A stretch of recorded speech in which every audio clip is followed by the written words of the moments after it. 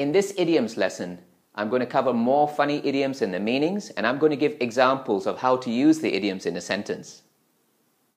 These are good idioms for writing and speaking as they are amusing, funky, and fun.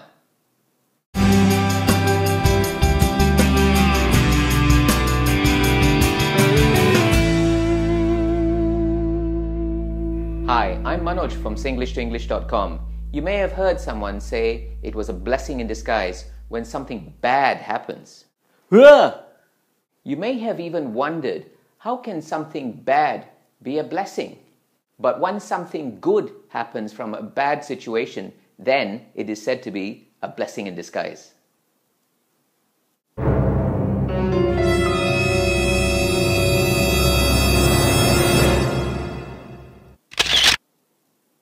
This idiom has been around since the 18th century, but its actual origins are not clear.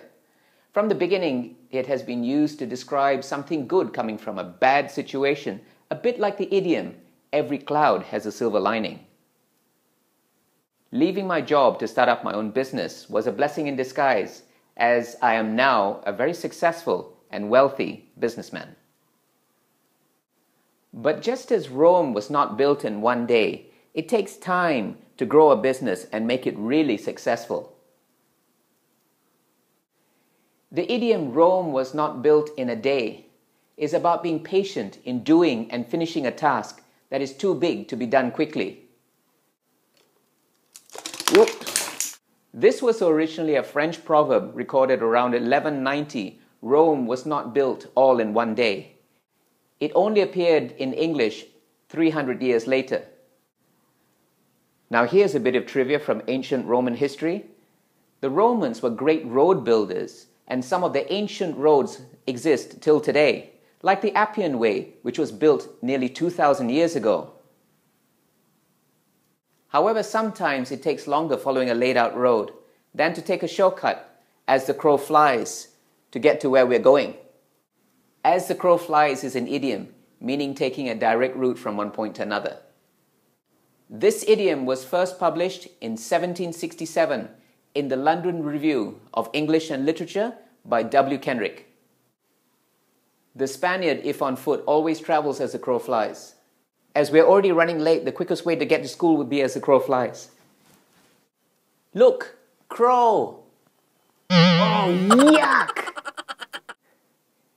In my previous video, I explained the idiom to cry wolf, which originated from the story about the boy who cried wolf. But what about the idiom, a wolf in sheep's clothing? This refers to a person who appears to be good, but is actually bad.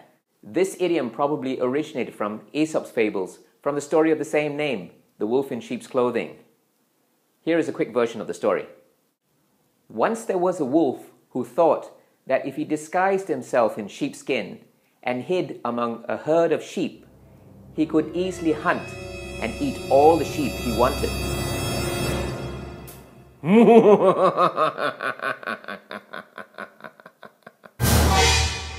Needless to say, when the shepherd found him out, the wolf came to a bad end.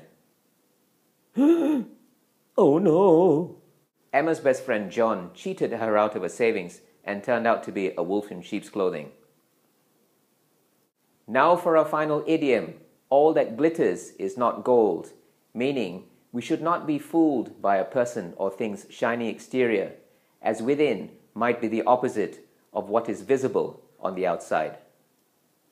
This idiom was originally "all that glitters is not gold" and has been used since the 12th century, but in 1596, Shakespeare used it in The Merchant of Venice.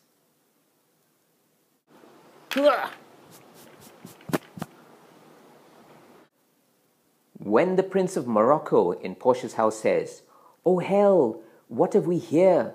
A carrion death within whose empty eye there is a written scroll. I read the writing. All that glitters is not gold. Often have you heard that told. Many a man his life hath sold. But my outside to behold, gilded tombs do worms enfold. Have you been as wise as bold, young in limbs, in judgment old? Your answer had not been enscrolled. Fare you well, your suit is cold. But in our present day, we could say, to judge a person's character, we must look beyond his outer appearance and look within, as all that glitters is not gold. That's it, people. We've come to the end of our Funky Idioms video. I hope you enjoyed this video and found it useful. I really enjoy teaching idioms. I would love to hear from you, so please leave your comments below. If you like this video, be sure to share it with your family and friends, and please subscribe to my channel. We have some fabulous new videos lined up in the coming weeks, so do look out for them. Thank you and bye.